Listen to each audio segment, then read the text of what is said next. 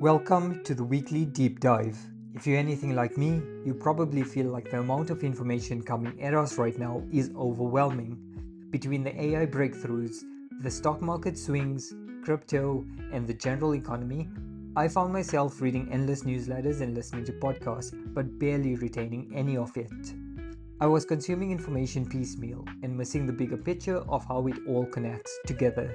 So I decided to fix that. This podcast is my solution. Every Saturday, I sit down to synthesize the chaos of the week into one clear narrative. My goal here is simple: to practice articulating complex ideas, to ground myself in what's actually happening, and to help you connect the dots without having to read the entire internet. This is a passion project. It's not about the views and it's not about the hype. It's about understanding. So, let's get into this week's synthesis. Look, just yesterday, Wendy's stock soared 40% in a single trading session, and they didn't announce some revolution in new burger architecture or publish an earnings report showing a miraculous spike in drive-through efficiency. There was nothing fundamental at all. That 40% explosion, which is literally billions of dollars in market capitalization, happened purely because of a single viral Reddit post. It's honestly incredible. Meanwhile, if you look at the actual macroeconomic data we are dealing with today, the United States federal deficit is currently bracing for a potential $28 trillion hole. Yeah, 28 trillion. So today we are looking at a global economy that is just completely divorcing reality.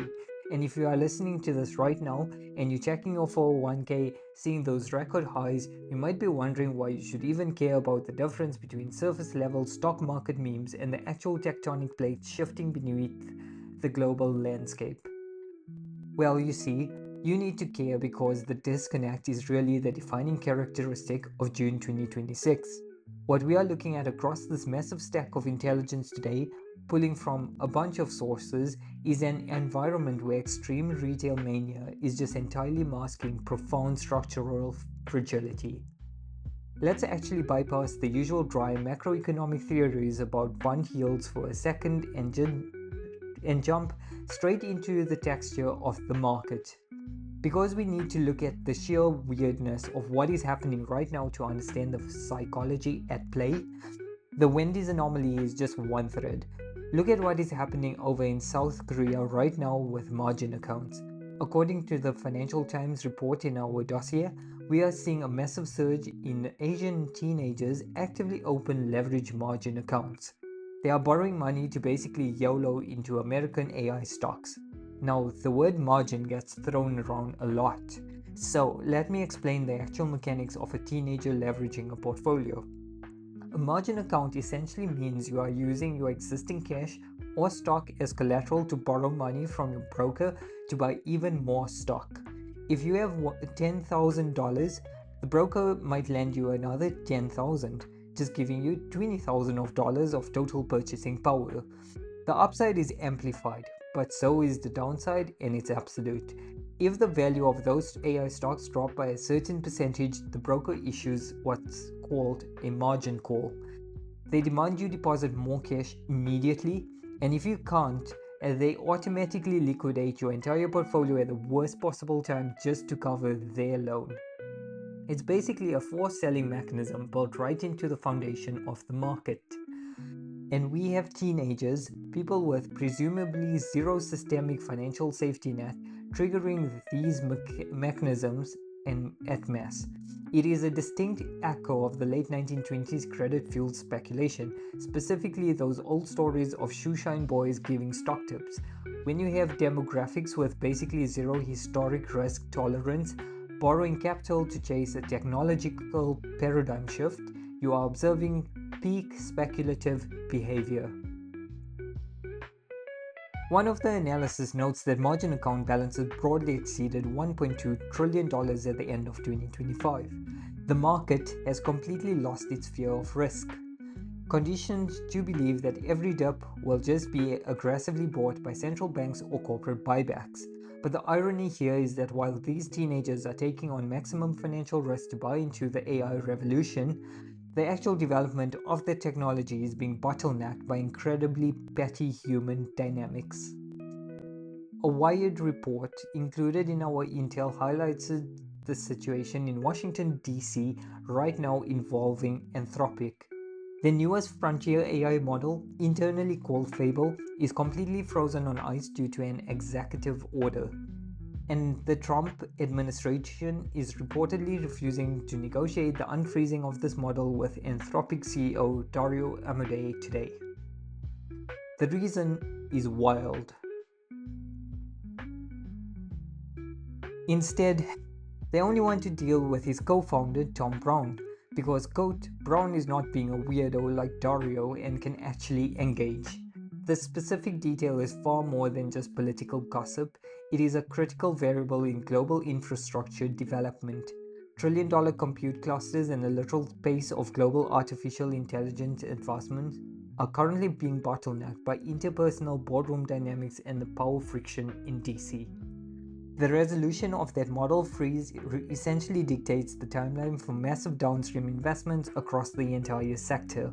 Now, one might ask if it's purely about interpersonal friction or someone's vibes being off in a meeting. I'd argue it's a calculated political freeze. Washington is realizing that whoever controls the deployment of these foundational models essentially controls the operating system of the entire future economy.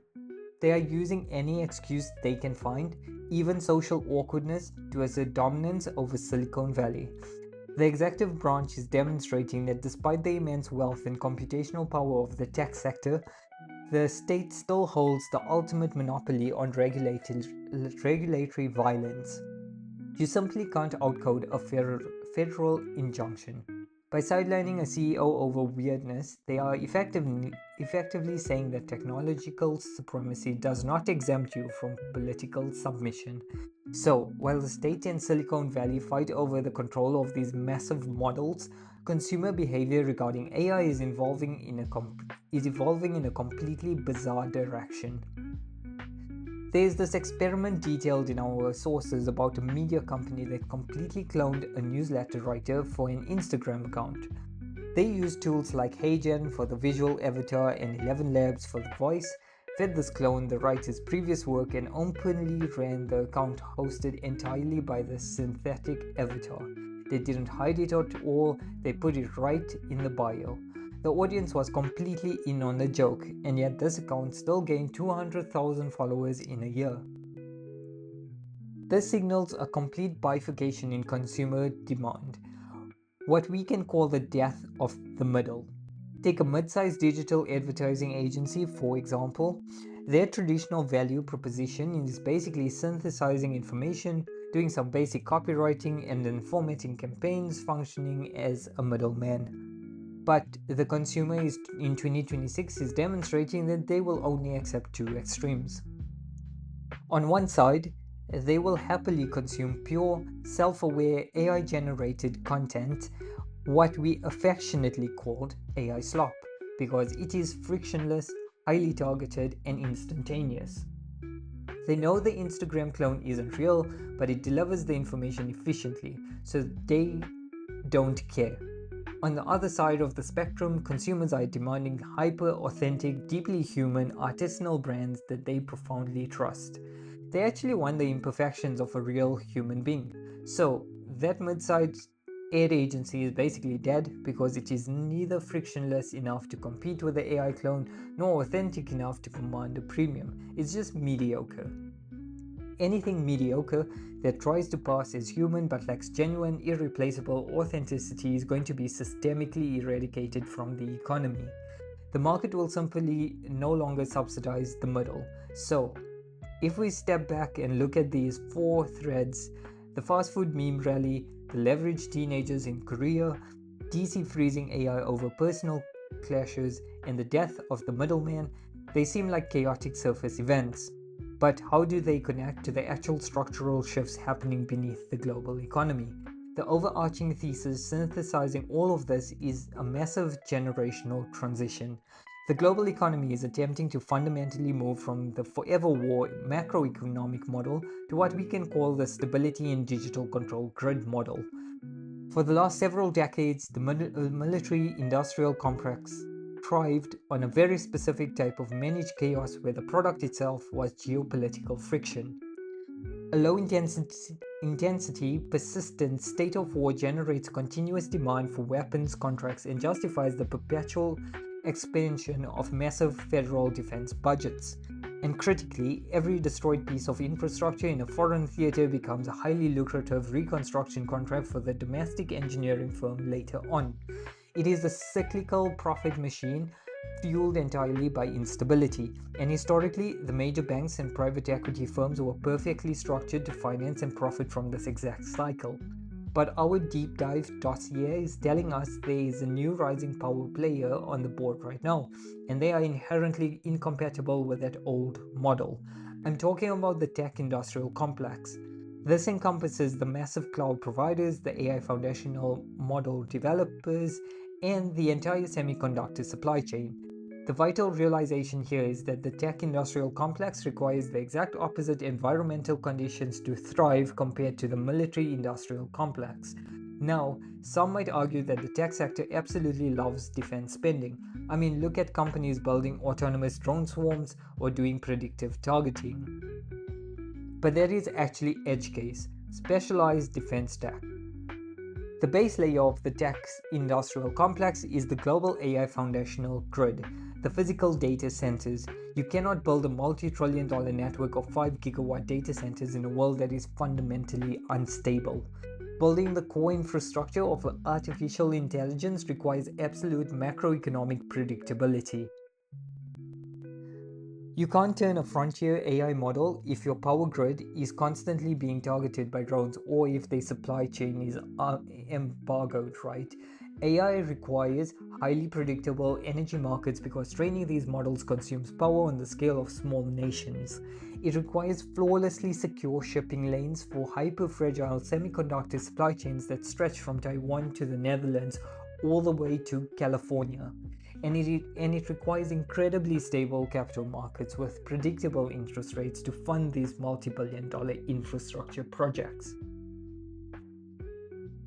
They desperately need global stability to build out this digital control grid, but their demand for stability hit a massive brick wall in February of 2026, as we all know. There's profound geopolitical shock that brought this invisible tug-of-war directly out into the open. Operation Epic Fury. On February 28, 2026, the United States and Israel launched heavily coordinated strikes directly at Iran. Intelligence confirms that operation resulted in the death of Supreme Leader Ali Khamenei and the systemic destruction of significant Iranian military and nuclear infrastructure. The military operation itself was technically successful, but the macroeconomic blowback was catastrophic. Iran did not respond by engaging in a conventional symmetrical war that they knew they would lose. Instead, they went straight for the global economy jugular. They closed the Strait of Hormuz. The Strait of Hormuz is the central artery of the entire old economic system and the most critical maritime choke point on the planet. At any given moment, approximately 25% of the world's seaborne oil and 20% of the global liquid natural gas flows through that narrow strait. When Iran shut it down, the International Energy Agency categorized it as the largest simultaneous supply disruption in the history of the global energy market. The price of crude oil didn't just spike, it fundamentally reorganized the input cost for every single industry on Earth. A memorandum of understanding was signed recently on June 17th, establishing a ceasefire to end the direct hostilities. The mainstream financial news claims the crisis is averted, but our intelligence paints a completely different picture, right? I mean, the ceasefire did not involve the structural vulnerability at all, it merely paused the acute bleeding. The war definitively prove to Iran and the observing world that they hold the ultimate economic leverage, demonstrating the terrifying viability of disrupting the strait.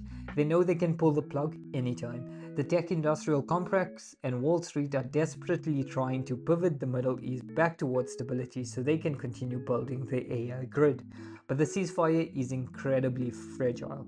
Commercial shipping through the strait remains drastically below pre-war levels because insurance premiums for oil tankers are exorbitant. The military-industrial complex benefits from this continued tension and defense buildup, while the tech-industrial complex is actively bleeding out from elevated energy costs and supply chain delays, and the fact that the tech giants are bleeding out from energy instability is the perfect bridge into the hard evidence of our dossier. Because the companies relying on that fragile stability are basically carrying the entire United States stock market on their backs right now. Which brings us to Andy Kger's macroeconomic thought experiment, and the math is frankly terrifying. He asks a structural question: what happens if the equity market are forced to actually price in the fundamental damage of the Iran's oil shock compounding on top of an already stretched fiscal position? He uses a metric popularized by Warren Buffett, the Buffett Indicator, right? Think of the real economy, the actual gross domestic product, as the concrete foundation of a house. The stock market is the structure built on top of that foundation. Historically, you build a one-story house on a foundation meant for a one-story house, right? The Buffett Indicator measures the ratio between the size of the house and the size of the foundation. Total US public equity market capitalization divided by GDP. It measures whether the financial casino is completely detached from the physical reality of the economy. And the numbers we are looking at as of June 2026 are just staggering. The Buffett Indicator is currently sitting between 239% and 252%. To put that into historical context, the peak right before the Great Depression crash in 1929 was roughly 65 to 167%. The peak before the Black Monday crash in 1987 was 60 to 90%. We have essentially built a massive skyscraper on a foundation meant for a bungalow. Even if we use the highest estimates of the 1929 leverage, today's reading is well over 1.4 times higher. The financial superstructure has completely engulfed the underlying economy. Kger lays out a scenario modeling a 35% wipeout in the equity markets. And let's be totally clear, a 35 to 44% decline wouldn't even be an unprecedented black swan event. It wouldn't require a meteor hitting the earth. It would simply be the stock market reverting to historical average valuation, just a simple return to the mathematical mean. If that reversion happened today, it would wipe out between $26 trillion and $28 trillion in paper wealth. That is the equivalent of 82 to 89% of the entire United States GDP for a single year, just vaporized. And the terrifying part is that this vaporized wealth is merely the primary impact. The true systemic risk that amplifies this into a full-blown sovereign crisis is extreme market concentration. Calling it the S&P 500 almost feels like false advertising at this point, because it's not 500 diverse companies any longer. It is, as of June 2026, the top 10 companies make up roughly 38% of the entire index's market capitalization. At the euphoric peak of the dot-com bubble in 2000, the top 10 companies only reached 23%. Those Mag 7 stocks alone are worth $22.7 trillion, which is at 33.8% of the index. And let that sink in. Nvidia alone currently represents 7.9% of the S&P 500. One single semiconductor company is fundamentally larger than the entire energy sector and utility sector combined in the US. So, why does that matter to the average citizen who doesn't own a single share of Nvidia stock? It matters because of profound fiscal fragility. Over the last decade, the federal government's tax revenue structure has become massively dependent on capital gains realizations and tax stock compensation like RSUs. The US Treasury is effectively highly leveraged and long the Nasdaq. If those tech stocks drop 35%, the RSU lose massive value, capital gains evaporate, and the tax revenue generated by those high income brackets basically goes to zero. Those would immediately blow a massive multi-trillion-dollar hole in the US deficit at the exact moment that federal war spending and reconstruction commitments are peaking. To fill the deficit hole, the Treasury will be forced to issue a massive amount of new debt by selling bonds. But the Federal Reserve, led by new chair Kevin Walsh, is fighting a two-front war. They are dealing with re-elevated inflation caused directly by the oil shock, so they cannot simply print money to buy those bonds without sparking hyperinflation. So the Treasury has to sell these bonds on the open market, driving interest rates higher to attract buyers.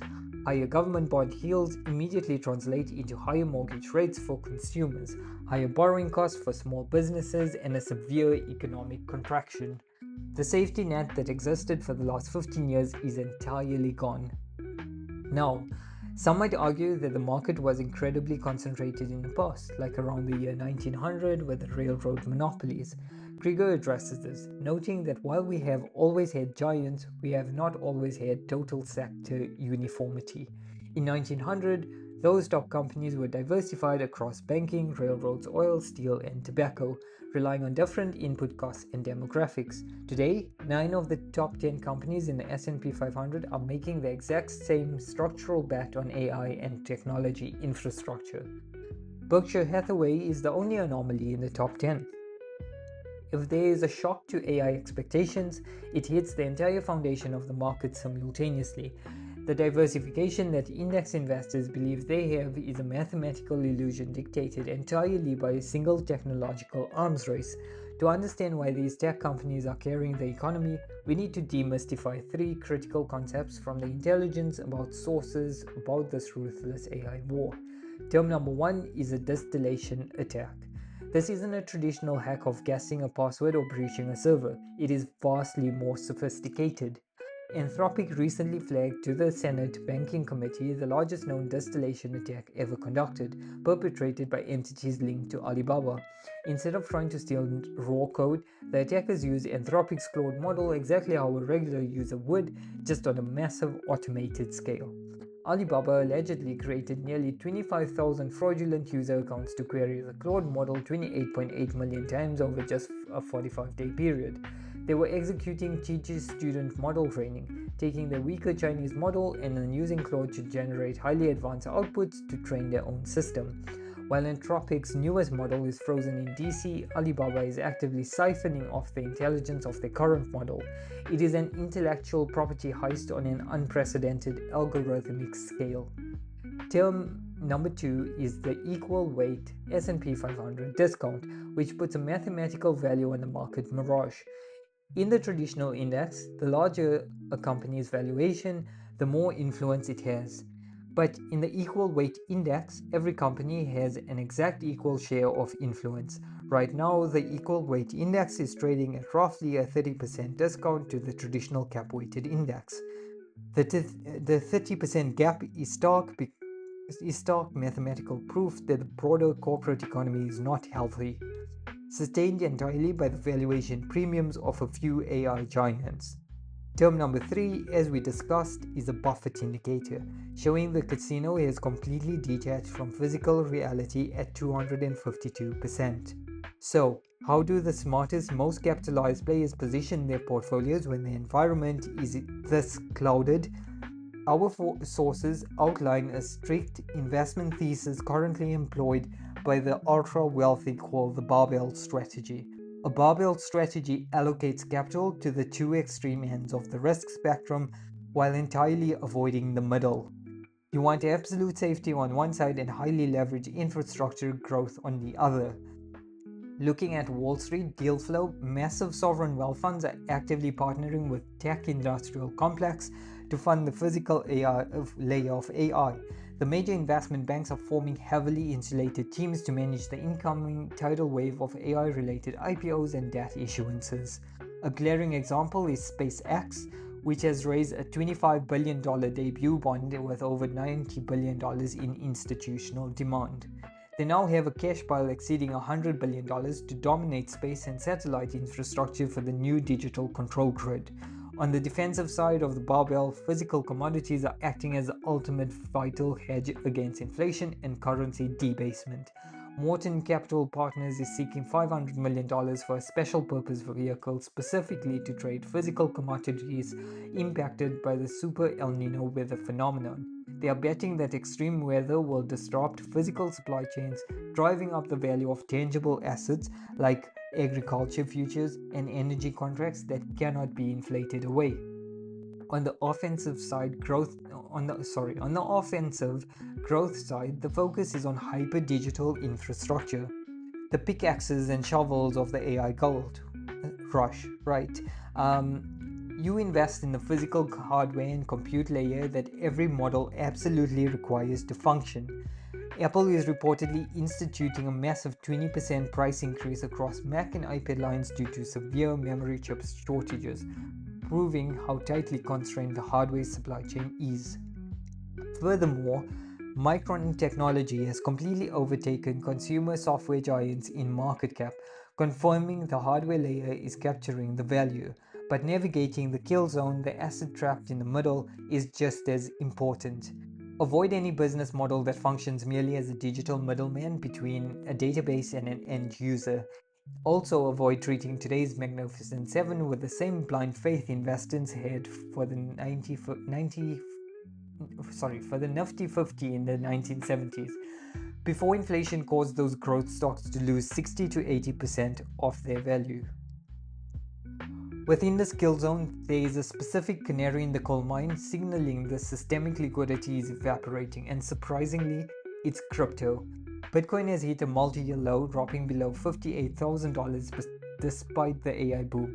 This is happening because Fed Chair Kevin Warsh is prioritizing fighting inflation rather than cutting rates, making the risk-free rate of return incredibly attractive. Because crypto sits at the furthest edge of the risk curve, capital naturally flows out of it first as the cost of holding volatile assets increase. Finally, there are two real-time indicators to track to know if the system is actively fracturing. First, watch the unraveling of the debasement trade. Assets like highly leveraged real estate that only go up when the US dollar loses purchasing power will face headwinds if the Fed defend the dollar. Second, watch the geopolitical wildcard regarding the hardware supply chain. The US Commerce Department alleges that highly complex ASML lithography machines are making their way into China, bypassing strict sanctions. In retaliation, China is actively targeting US rare earth firms, threatening to cut off the supply of vital raw materials needed to build the hardware. If those incredibly fragile supply chains snap, the entire momentum of the tech industrial complex stalls instantly. We have covered an immense amount of ground today, but consider the ultimate trajectory of this conflict. The tech giants and sovereign wealth funds are aggressively fighting for global peace and macroeconomic stability. They only desire peace so they can successfully finish constructing an automated, hyper-efficient trillion-dollar artificial intelligence and robotics grid. If they manage to suppress the chaos of the military-industrial complex and stabilize energy markets, what happens to the human workforce after the grid is fully operational? We might successfully cure the disease of global instability, only to realize the cure makes the patient entirely obsolete. When the macroeconomic X-ray finally clears up, we might not recognize the skeleton we see underneath. There is a profoundly chilling thought to end on. Thank you so much for joining me on this deep dive. Keep questioning the consensus, keep looking past the surface noise on the market, and I will see you next time.